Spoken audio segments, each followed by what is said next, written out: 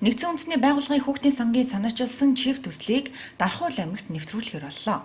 За өнөөдөр Дархуул аймгийн засаг дарга орлогч Жавхлан болон холбогдох албаны төлөөлөл нэгдсэн үндэсний байгууллагын хүүхдийн сангийн төлөөлөлтөд уулзаж Монгол гэрт амьдардаг айл өрхүүдэд зориулсан эрчим хүчний хэмнэлттэй байгаль орчинд ээлтэй гэрийн халаалт дулаалгын чип вакцины талаар мэдээлэл солилцож хамтран ажиллахаар боллоо. Бол Монгол гэрийн дулаалга буюу одоо агаарын бохирдлыг гадна болон дотор агаарын бохирдлыг бууруулах чиглэлээр одоо энэ Монгол гэрийн дулаалгыг одоо бид нэвтрүүлж байна. Тэгээ энэний маань туршилт бол анх удаа Дархуул аймагт одоо энэ удаад хийгдэн. Бусад аймагуд бол одоо хэд хэдэн одоо Баян хонгор, Говьалтай тий Сүхбаатар гэх мэт одоо аймагуудад бол хийж эхэлсэн байгаа. Тэгээд энэ одоо бусад аймагуудаас бас туршлага судлах боломжтой. Тэгээд мэдээж хэрэг Дархуул аймаг маань хүн амын хувьд харьцангуй их учраас одоо хүүхэд хамгаалал, орчны одоо амьдрах орчны одоо эрүүл аюулгүй байдал энтрийг бол одоо хангаж ажиллах баха. Тэгээ мэдээж хэрэг бодлогын хүрээнд бол бид нэр одоо улсын хэмжээнд засгийн газартай хамтарч ажиллаж байгаа. Гэхдээ ингээд яг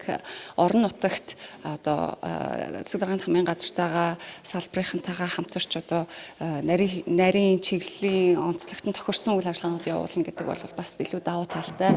Сонгогдсон зорилттой бүлгийн иргэдэд эхний ээлжинд туршилтаар 20 ширхэг багц олгох юм а. За мөн цаашлаад аймаг орон нутаг өөрсдөө үйлдвэрлэгч болох боломжтой тухай албаны төлөөлөл онцолж исэн юм.